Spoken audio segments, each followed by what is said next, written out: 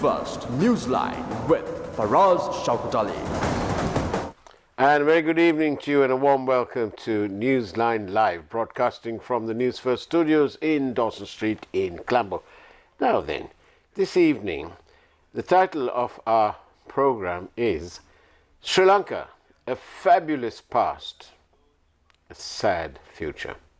My guest tonight is the former chairman of the BOI and senior legal man, President's Counsel, Upul Jayasuriya. Very good evening to you, Mr. Jayasuriya. Good evening for us. Thank you very much for coming.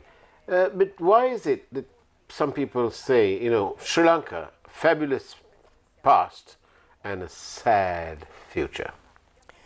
I think that's mainly because of the opportunities that we have had. We have never been able to make use of such opportunities and then go forward.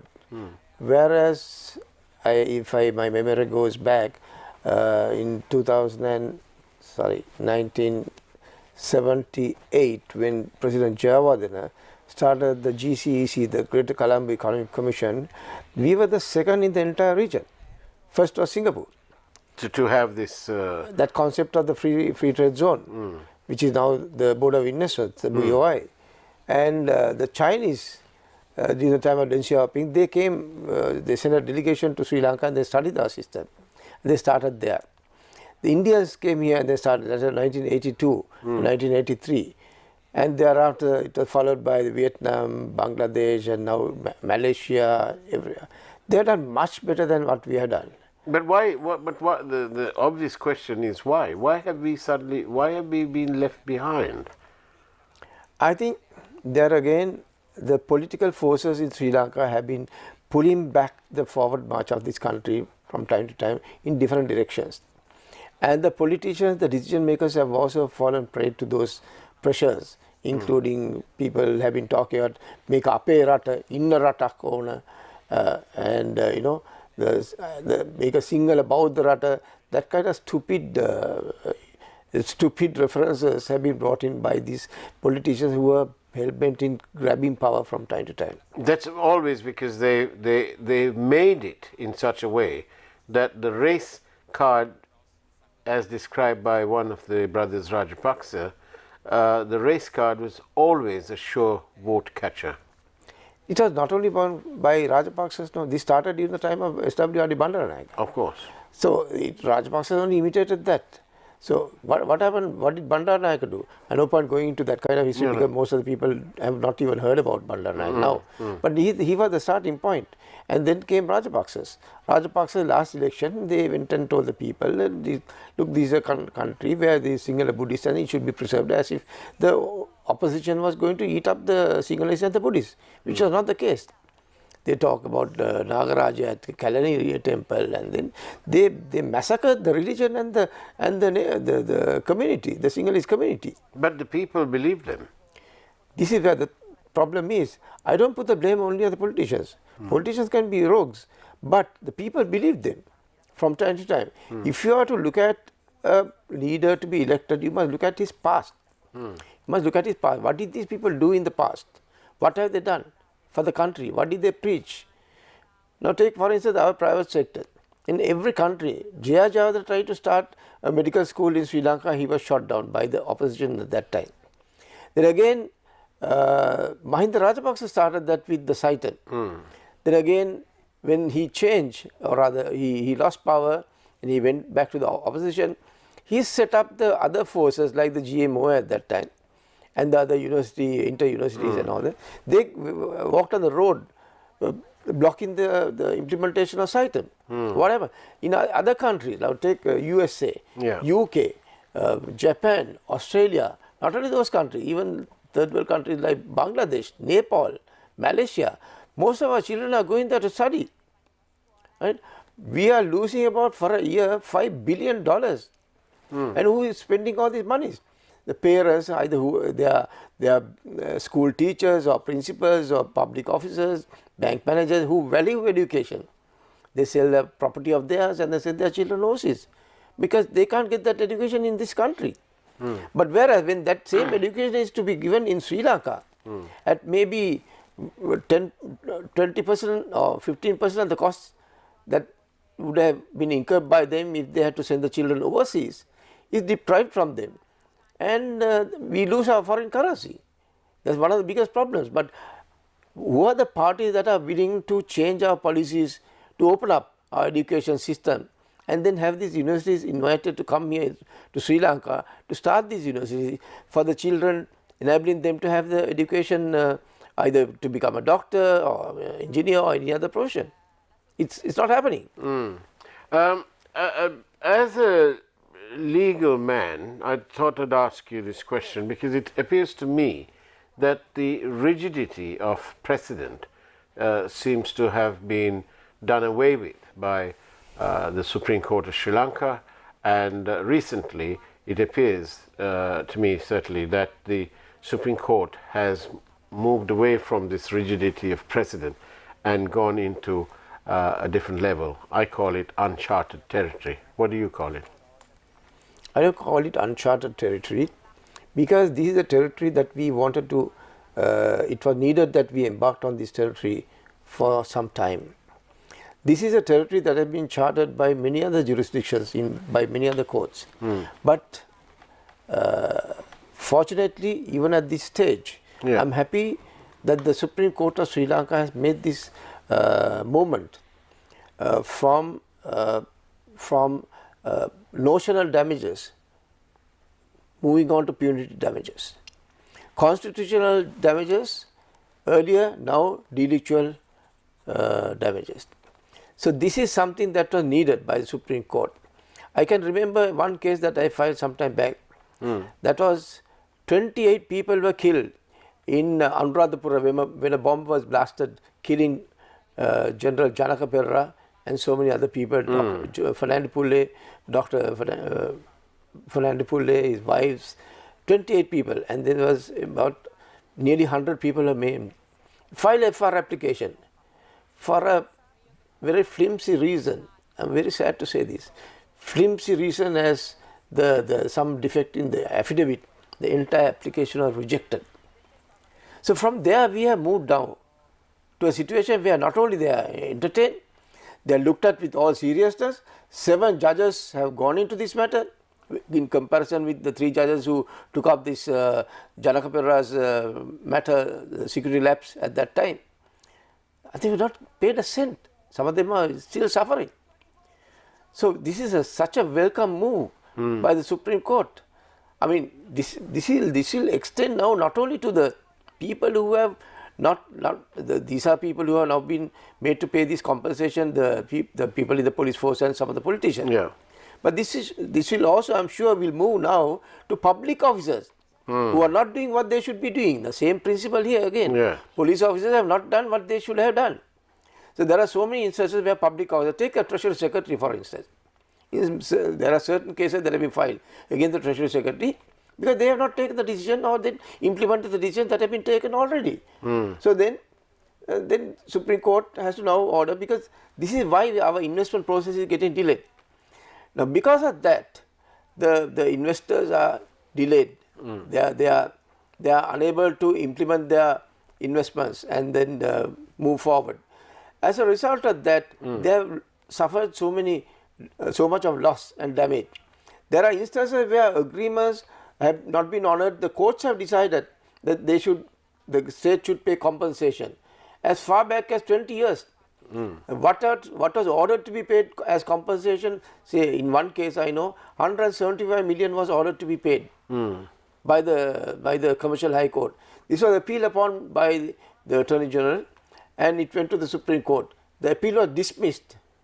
Now today the amount of damages that has to be paid, including 1.8 million rupees damages for a month plus legal interest on the 175 million rupees, it's compounded, is 2.6 billion.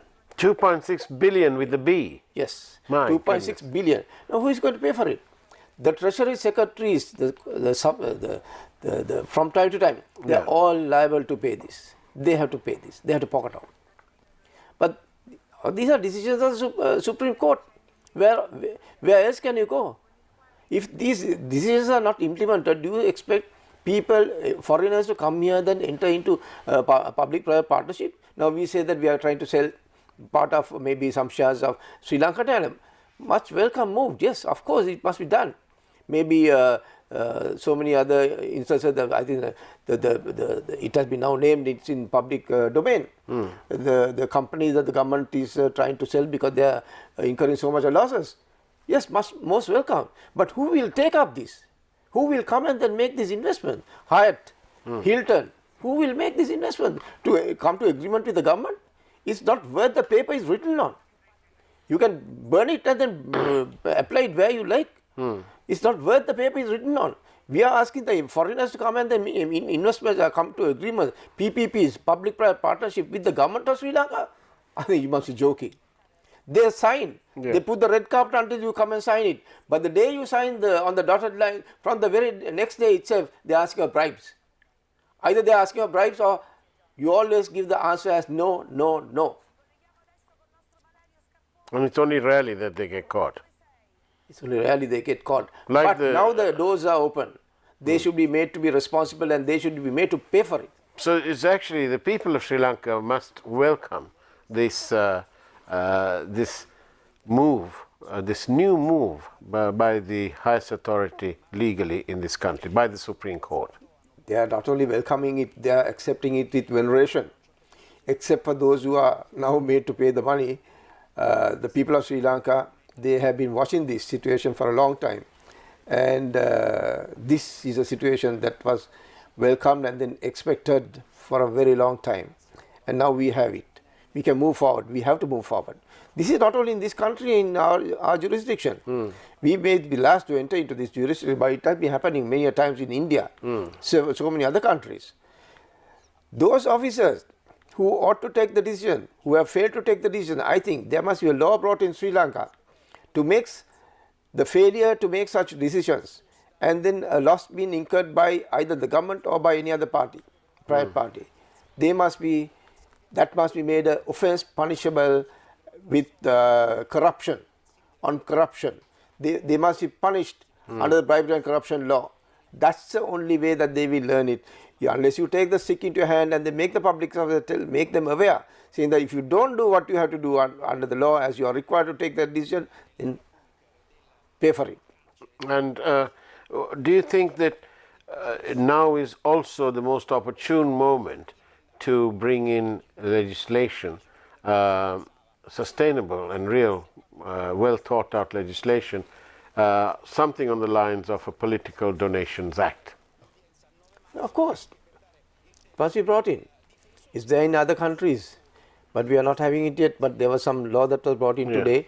I don't know the effect of that and then how it is drafted. I have not had the opportunity of going through that. Right. But I think that must be brought in because political donations are accepted from various parties and then they are obliged to perform and dance to the tune of those particular private instances. The private companies that are making these donations.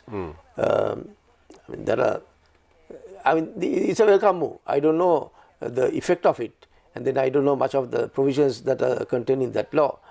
But I think that's something that's welcome. Thank you, Mr. Upul Jayasuriya. You can send your questions in on by SMS or on WhatsApp to 0772 300 305. It's straight through to here. But in the meantime, it's now time to take a peek at this evening's headlines from that fabulous primetime news team up here on the third floor. We'll see you on the other side of the break, shall we?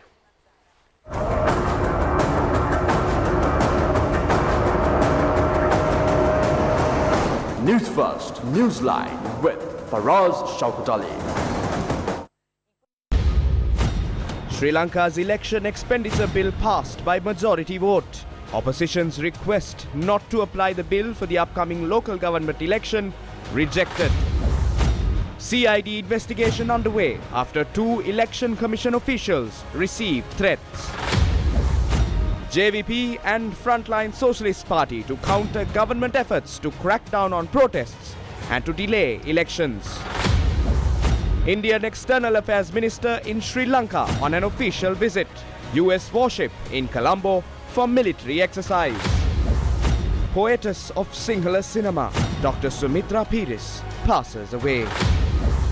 It is time. New Zealand Prime Minister Jacinda Ardern announces shock resignation.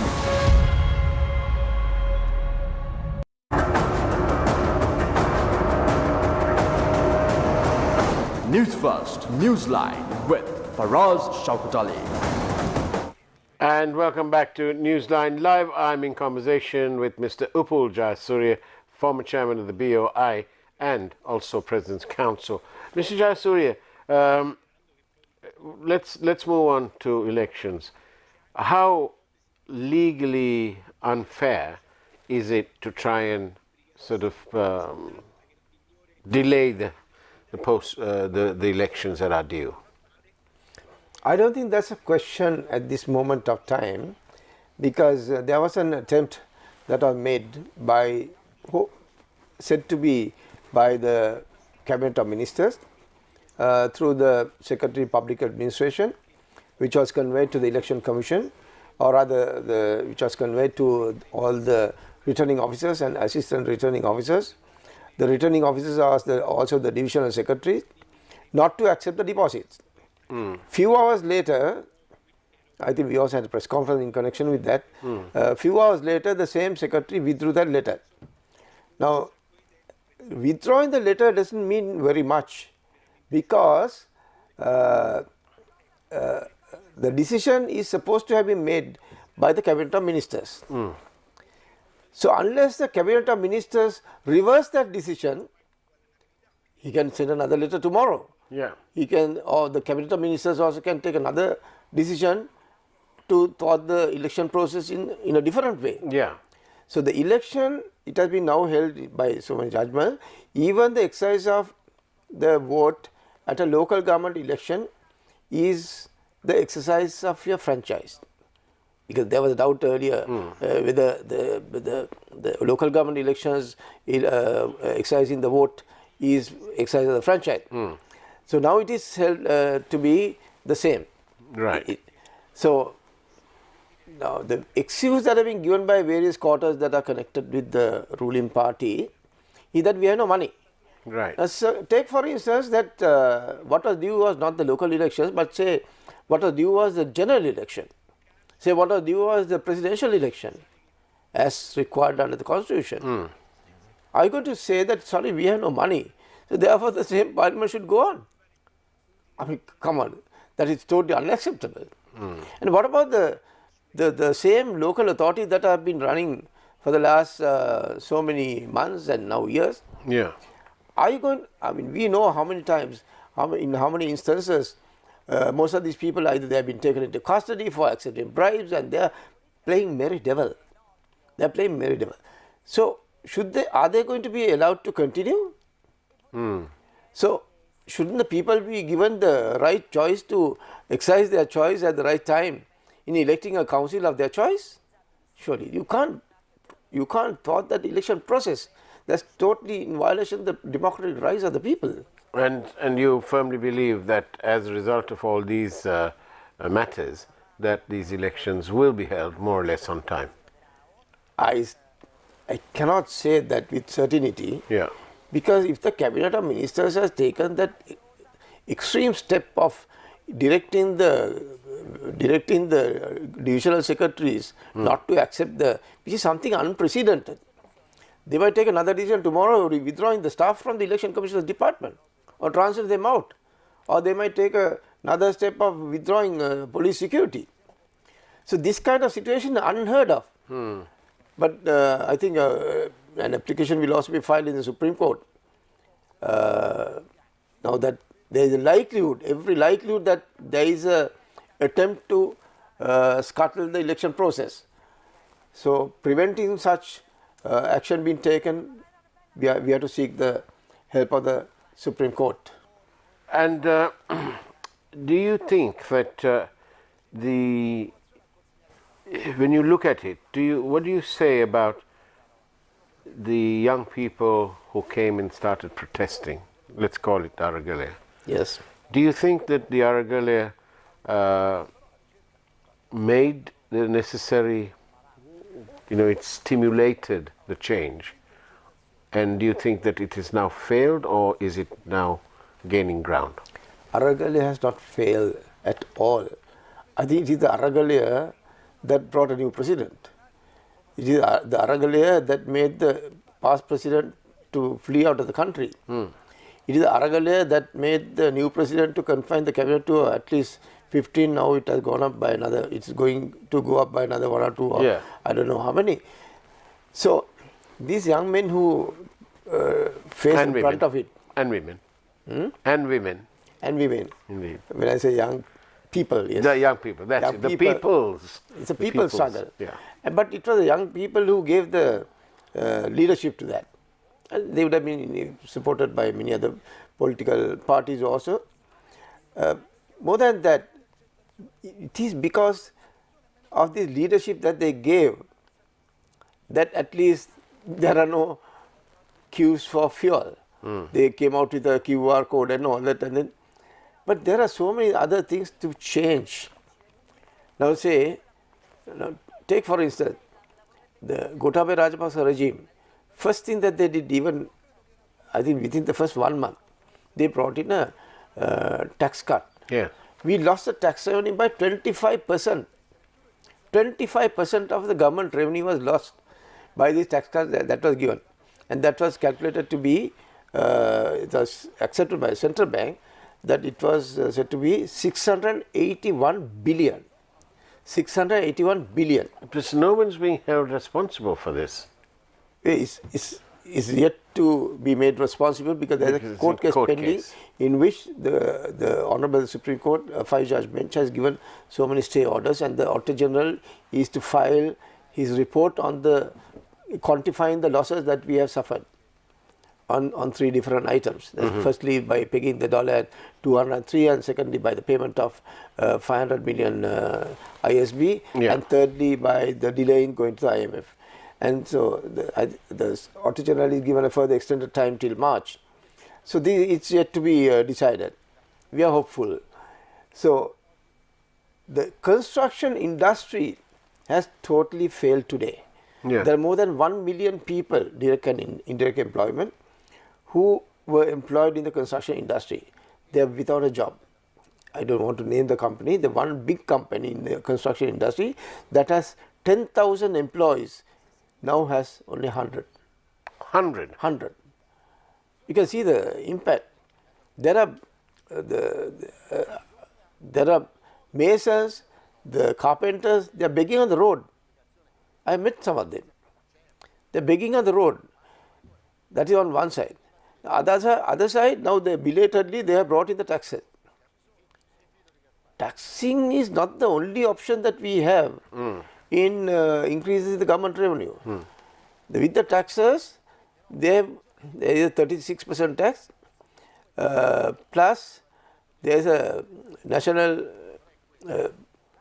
I think the GST and the NVT totally is about 20%.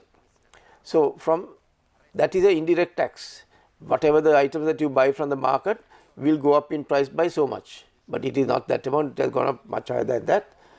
So finally what is left in your hand for your own expenses is 44%. 44%. Now I met a senior judge who told me when they were having a salary, they get